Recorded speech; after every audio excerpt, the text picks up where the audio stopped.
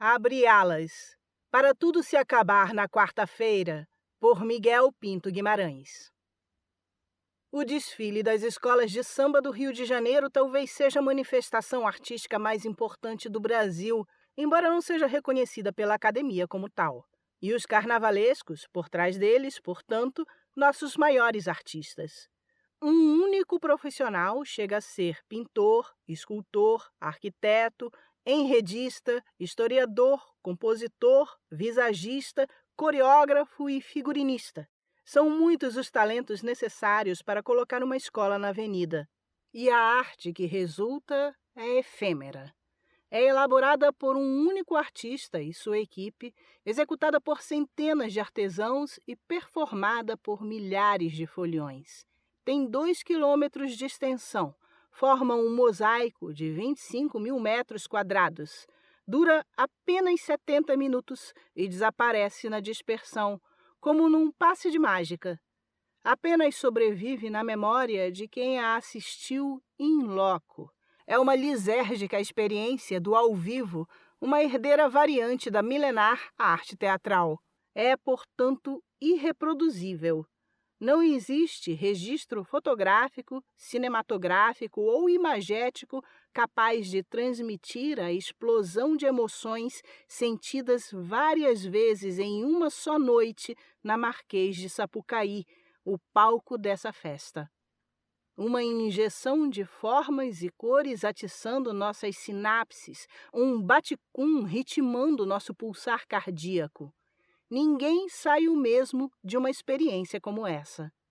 E ainda se faz obra do acaso. Apesar de muito planejamento, não existe previsibilidade que determine o sucesso ou o fracasso de um desfile. Ninguém tem controle sobre o resultado após o rufar dos primeiros tambores. É a troca de energia entre a comunidade que desfila e uma audiência em êxtase que arranca os gritos de "é campeã". Um pique e repique de estímulos que irrompe em mágica, puro gozo de amor. Mas a arte do carnaval tem também a sua importância histórica e acadêmica, embora não seja verbete nos livros de história da arte. É precursora ou ao menos contemporânea dos principais movimentos artísticos de nossa história cultural. O neoconcretismo, o pop dos anos 60, o tropicalismo, a geração 80, todos têm relação estreita com o carnaval. Sua gênese, aliás, se dá pouco após a Semana de 22, marco inaugural do modernismo brasileiro. O manifesto antropófago de Oswald de Andrade permeia todo o desenvolvimento desta arte e vai ser evocado em desfiles de carnavalescos como Rosa Magalhães e Fernando Pinto. Aliás, no segundo parágrafo de seu Manifesto da Poesia Pau-Brasil, de 1924, Oswald de Andrade decretou: "O carnaval no Rio é o acontecimento religioso da raça. Wagner submerge ante os cordões de Botafogo."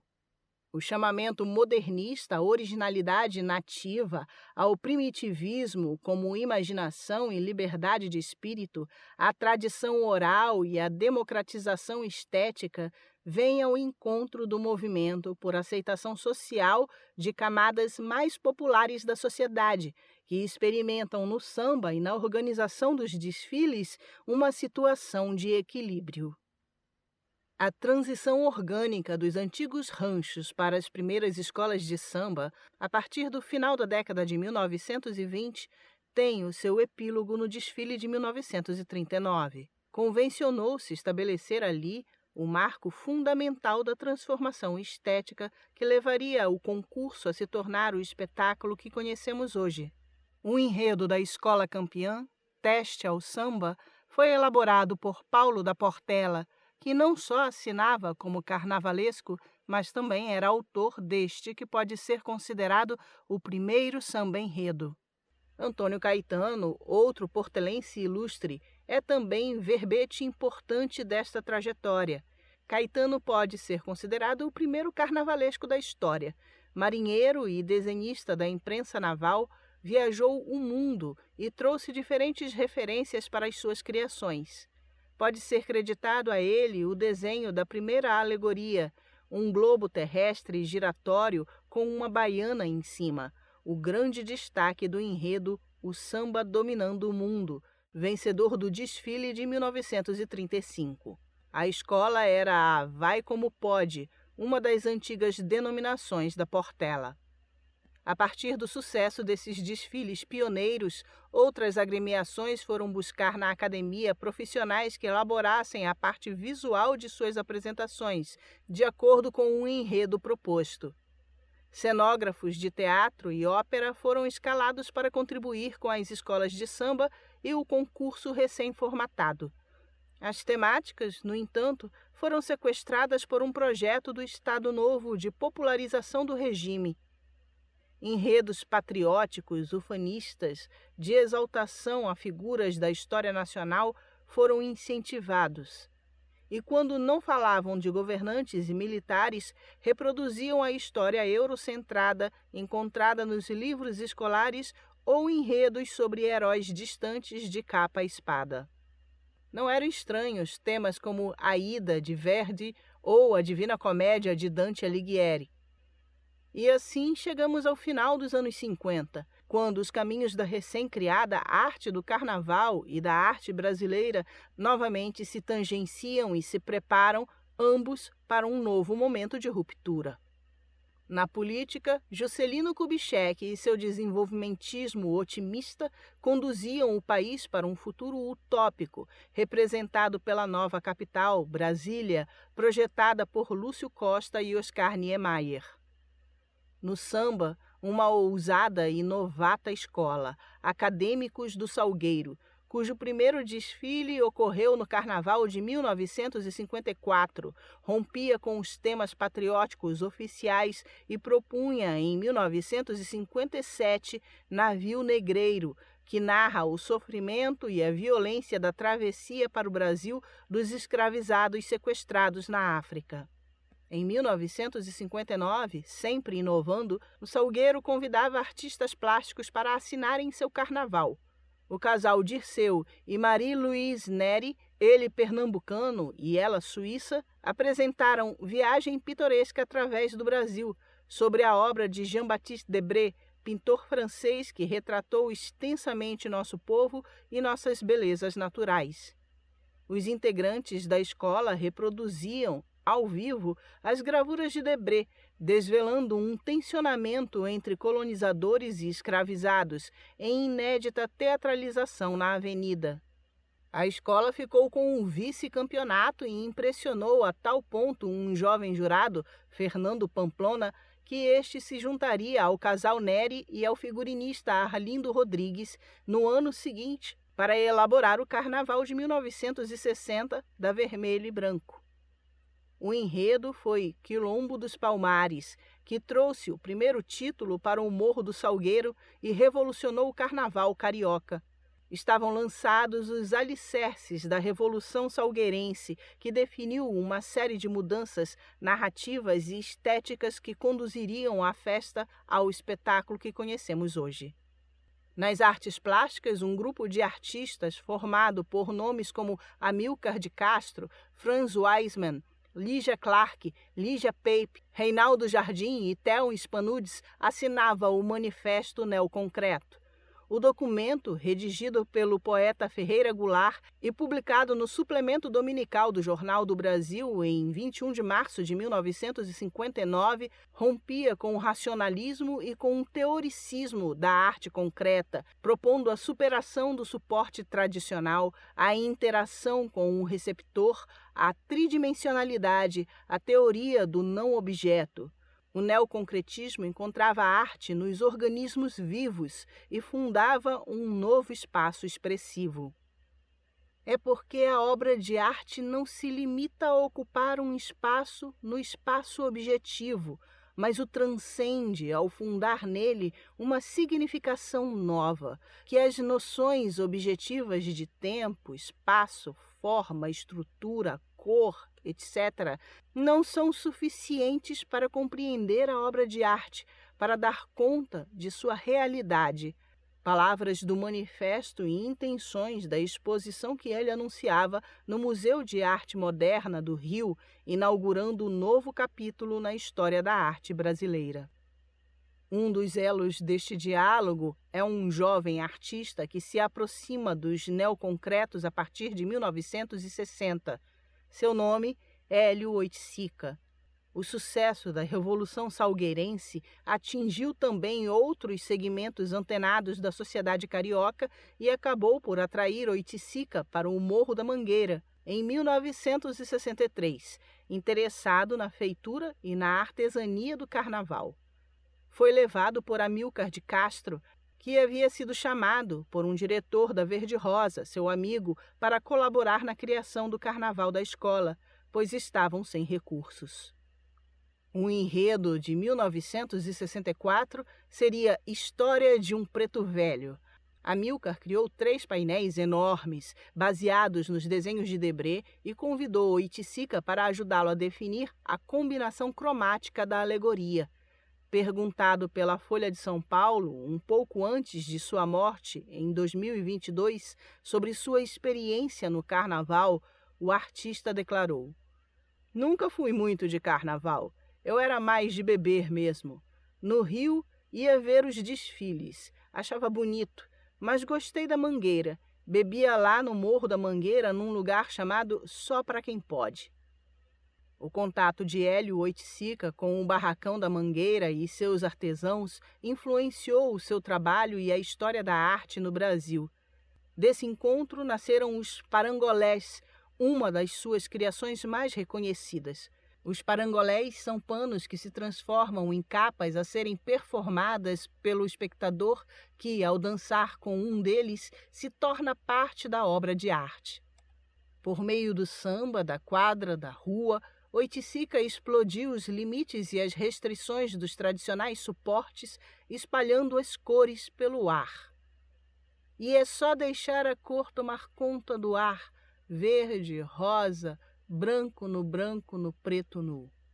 Adriana Calcanhoto compôs esses versos que consagraram os parangolés na capa de seu álbum Marítimo e na letra da canção Parangolé Pamplona.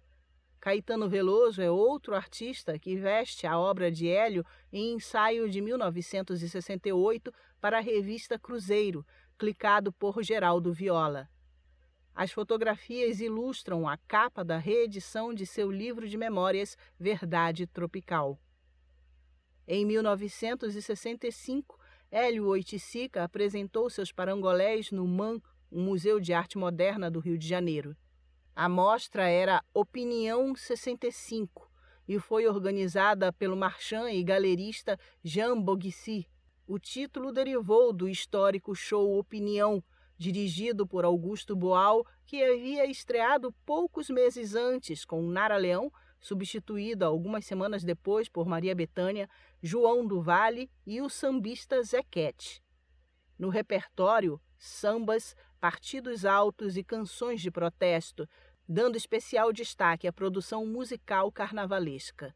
O show Opinião foi gestado no Zicartola, restaurante dos ilustres mangueirenses Cartola e Dona Zica, um espaço de efervescência político-cultural onde se encontrava a resistência ao golpe militar de 64. Mas o mundo das artes ditas eruditas não seria assim tão generoso quanto o da música popular. Oiticica e os integrantes da Mangueira, que vestiram e deram vida aos parangolés, foram expulsos do MAM, em mais um episódio em que o establishment e os tradicionais espaços expositivos explicitavam a sua repulsa à arte do carnaval, mesmo quando elaborada por um dos seus. Meu querido Hélio estava de mangueirense, como passista, com sambistas, com gente da bateria, e eles foram proibidos de entrar. A música estava lá fora. Fomos Antônio Dias, Gerkman, eu e mais algumas pessoas sair para acompanhar, porque era evidentemente, ao nosso ver, uma forma de levantar o museu para uma atualidade que o museu estava se recusando. A Opinião 65 foi feita justamente para quebrar as convenções, contou Carlos Vergara ao Diário Carioca. o artista plástico também estava expondo no MAM. Levaria 20 anos para que esse preconceito fosse vencido e um trabalho carnavalesco fosse exibido novamente em um tradicional espaço expositivo. Fernando Pinto expôs o seu Carnaval Campeão de 1983 para a Mocidade Independente de Padre Miguel, Como Era Verde o Meu Xingu, na conceituada Galeria de Arte César Achê, em Ipanema, recebendo tanto admiração quanto antipatia. Poucas outras vezes os portões herméticos dos templos da arte contemporânea se abriram para sua co-irmã popular. Arlindo Rodrigues chegou a participar de 2 bienais de São Paulo no início da década de 1960, ainda que nichado no setor dedicado às artes plásticas do teatro, nas mostras de cenografia e indumentária. Recebeu o prêmio ao melhor figurinista brasileiro na Bienal de 1965 por seus figurinos para Chico Rei.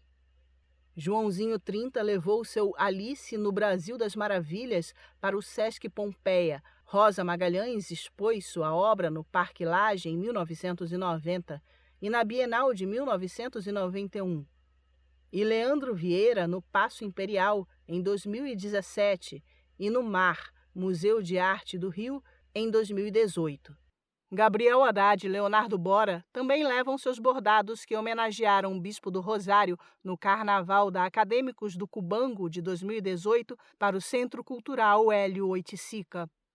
As artes carnavalescas ainda tiveram destaque na França em uma bem cuidada e sofisticada exposição organizada pelo professor e pesquisador Felipe Ferreira e pela curadora Delphine Pinaza, no Centre National du Costume de Seine, intitulada Carnaval de Rio.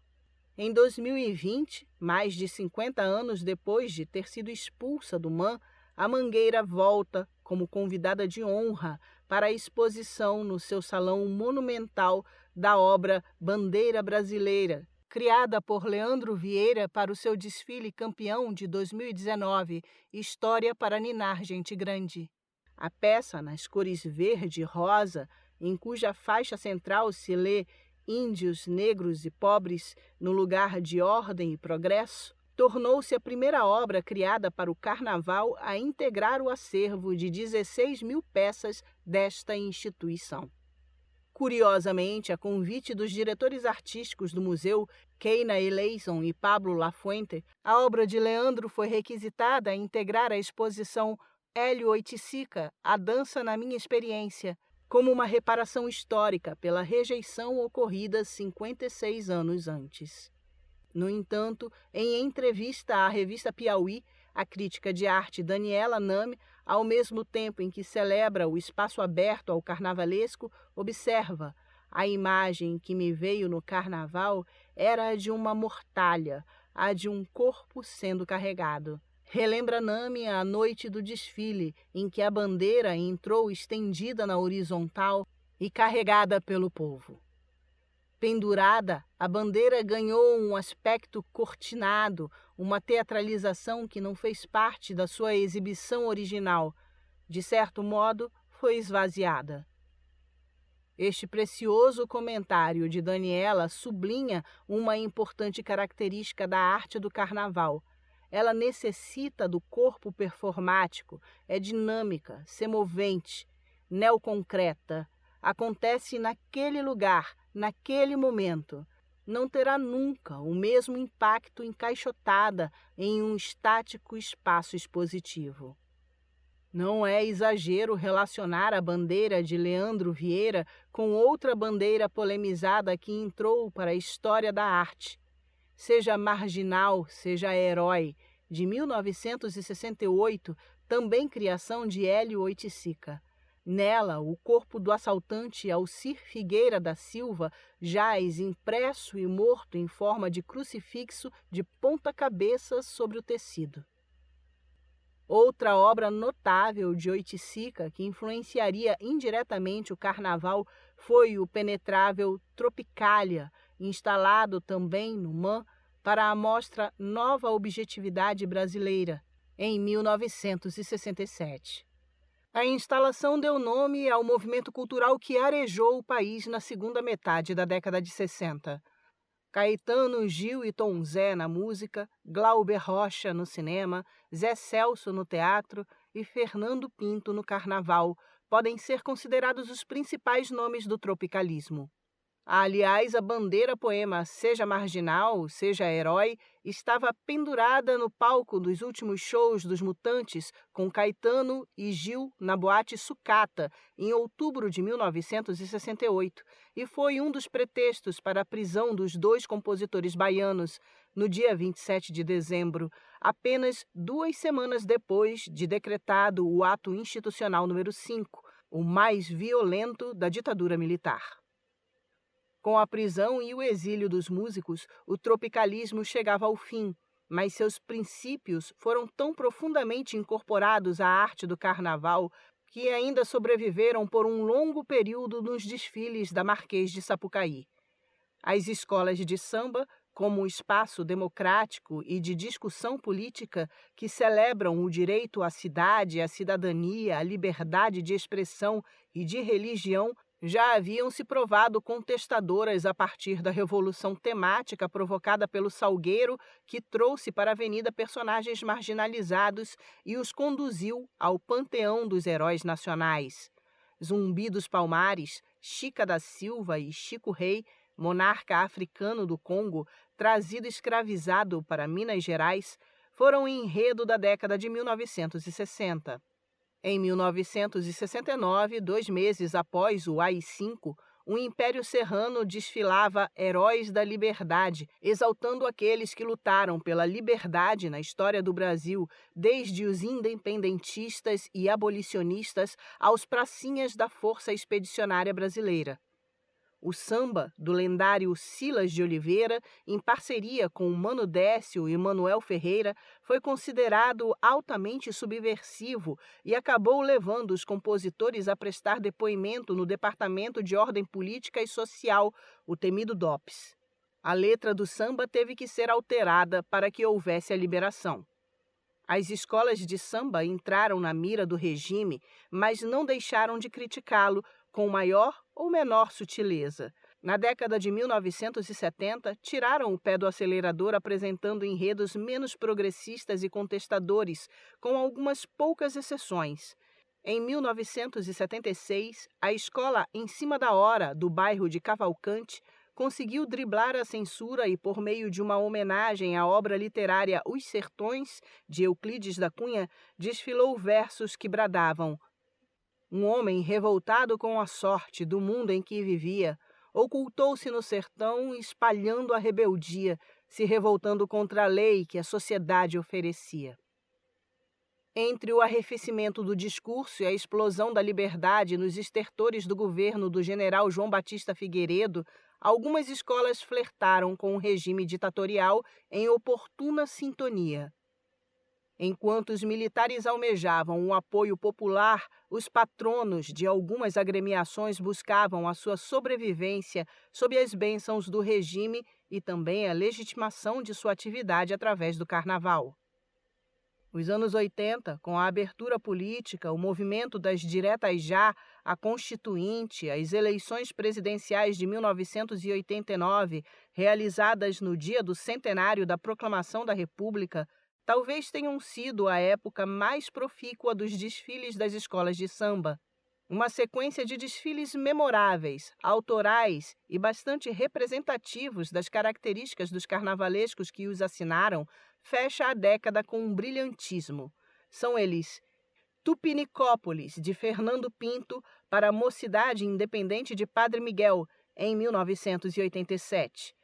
Kizomba, Festa da Raça, de Martinho da Vila, para a Vila Isabel, em 1988.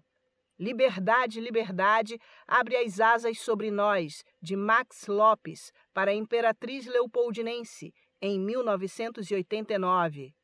Ratos e Urubus, larguem a minha fantasia, de Joãozinho 30, para Beija-Flor de Nilópolis, em 1989. E Vira Virou, a Mocidade Chegou, de Renato Lage e Lília Rabelo, para a Mocidade Independente de Padre Miguel, em 1990. No mesmo período, as artes plásticas foram marcadas por um grupo de jovens artistas, a maioria deles nascida no fim da década de 1950 ou início da década de 1960, que tem no resgate a pintura subjetiva sua principal característica. Um grupo bastante heterogêneo, de múltiplos estilos e identidades particulares, que ficou conhecido como Geração 80. Foi uma década de despolitização dos discursos e dos enredos, de uma abordagem mais hedonista e subjetiva do momento otimista do país. Diferentemente das vanguardas dos anos 60, artísticas ou políticas, que sonhavam em colocar a imaginação no poder, que acreditavam ser a arte capaz de transformar o mundo, que se iludiam com as utopias sociais, os jovens artistas de hoje descreem da política e do futuro. E na medida em que não estão preocupados com o futuro, investem no presente, no prazer, nos materiais precários, realizam obras que não querem a eternidade dos museus nem a glória póstuma. Resume o crítico de arte Frederico Moraes em conhecida declaração. A criação artística desta turma teve destaque na Bienal Internacional de São Paulo em 1983 e na exposição Como Vai Você, Geração 80, inaugurada em julho de 1984 na Escola de Artes Visuais do Parque Lage, um rico caleidoscópio da produção emergente do eixo Rio-São Paulo. Entre os artistas participantes, Cristina Canali, Daniel Senise, Lenilson, Vitor Arruda, Leda Catunda, Barrão, Luiz Zerbini e Beatriz Milhazes. Beatriz também representa um elo muito forte desta relação das artes plásticas com as artes carnavalescas. O carnaval carioca sempre foi uma referência perceptível no seu trabalho. Charles Watson, um dos seus mentores, a levou à mostra sobre o Carnaval de 1983 de Fernando Pinto, na Galeria César Achey. Beatriz ficou profundamente impactada. Watson, pintor e professor da Escola do Parque Lage desde 1979, outro entusiasta do que se produz artisticamente no Carnaval, chegou a trabalhar no Barracão da Mocidade com Pinto. Milhazes é uma das artistas contemporâneas brasileiras mais valorizadas e reconhecidas no panorama da pintura internacional e na história recente da abstração. Hoje, expressa em entrevistas e artigos sua paixão por essa arte. Queria poder unir o poder cromático, a exuberância, os elementos que convivem no meu ambiente carioca com as questões conceituais da pintura, declarou em um artigo para a Folha de São Paulo no Carnaval de 2018. Mas nem sempre foi assim.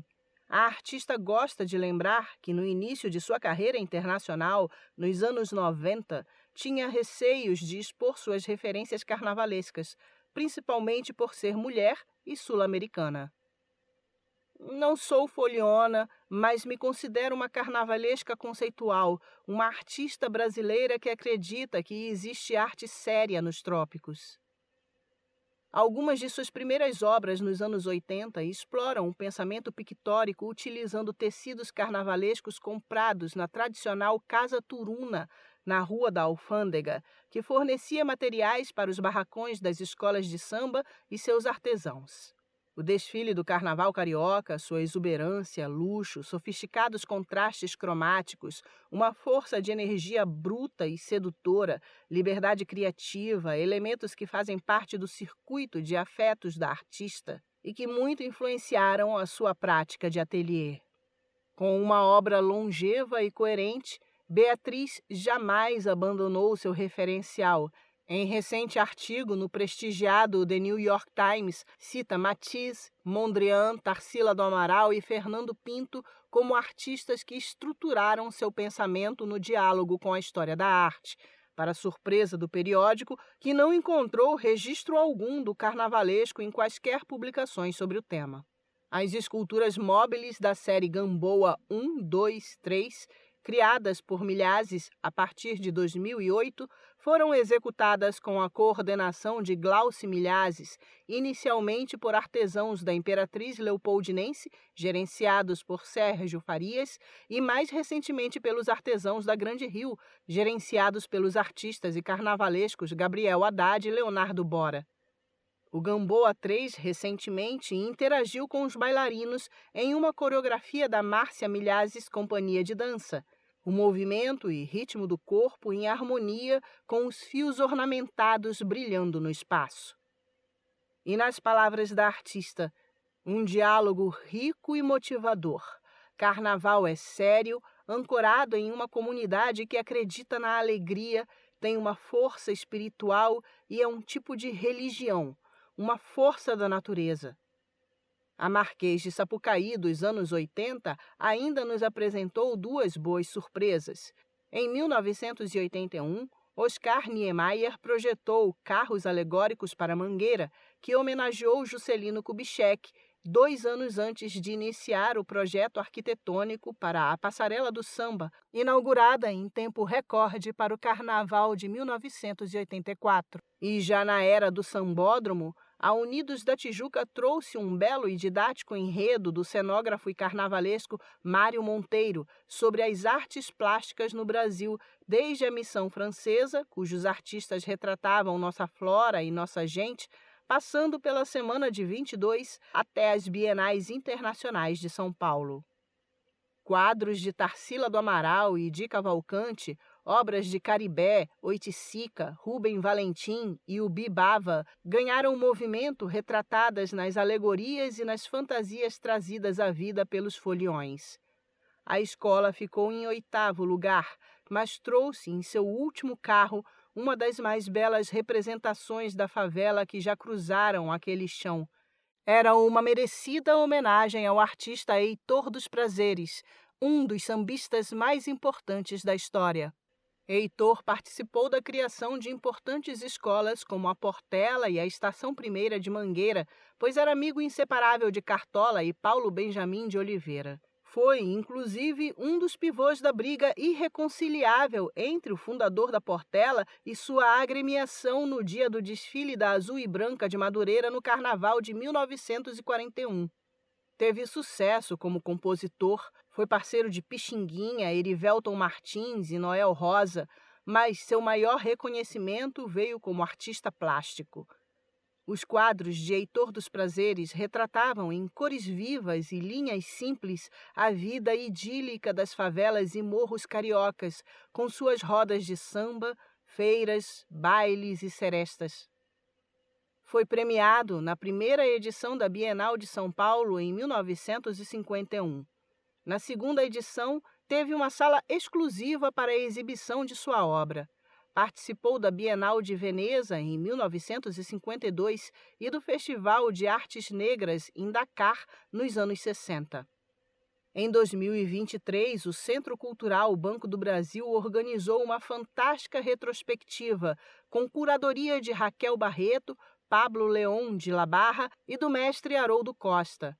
Um dos sucessos da mostra foi a instalação Roda Gira, de autoria de Gabriel Haddad, Giovana Souza, Leonardo Bora e Vini Nicolau, que ocupou toda a rotunda, o principal espaço expositivo da instituição. A contribuição de Heitor dos Prazeres, o pioneirismo de Fernando Pamplona, que uniu o popular ao erudito nos anos 60, e o diálogo e a troca de artistas da importância de Beatriz Milhazes e Hélio Oiticica com o Carnaval pavimentaram o caminho para o rompimento do hermetismo de grande parte da academia e do dominante circuito artístico, e de seu olhar desconfiado para a popularidade desta arte.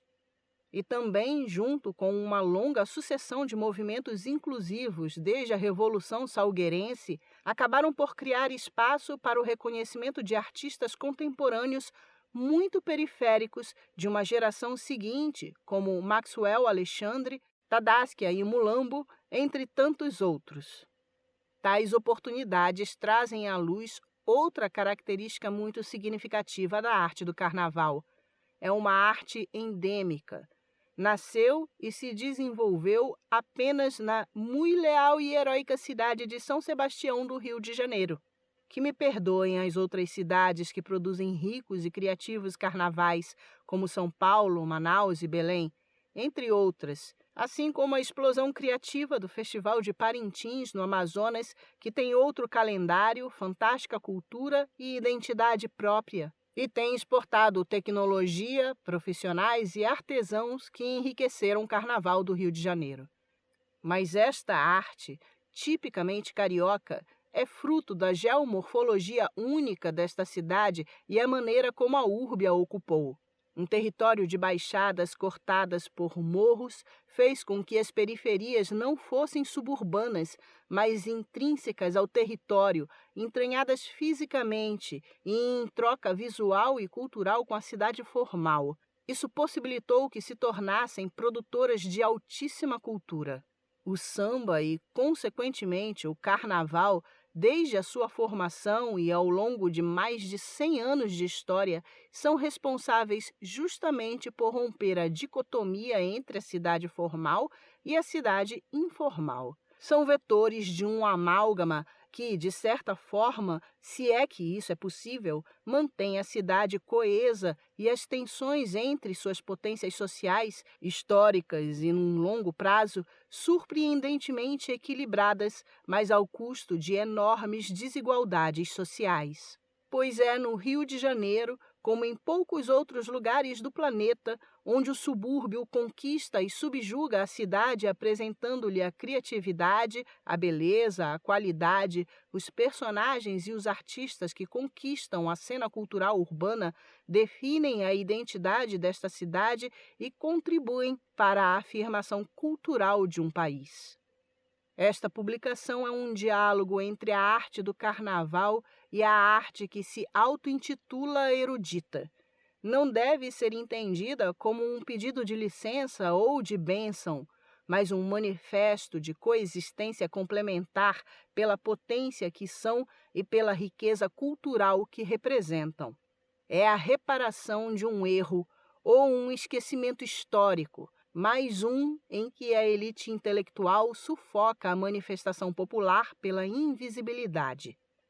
Este livro tem a absurda pretensão de sublinhar a indispensável relevância da arte do carnaval ao nosso cenário cultural, trazendo à luz a sua feitura e artesania por meio do pensamento, do processo criativo e do trabalho de seus principais criadores, como bem definiu Martinho da Vila na canção que empresta seu nome a esta nossa obra. Glória a quem trabalha o ano inteiro em mutirão. São escultores, são pintores, bordadeiras, são carpinteiros, vidraceiros, costureiras, figurinistas, desenhistas e artesão. Gente empenhada em construir a ilusão.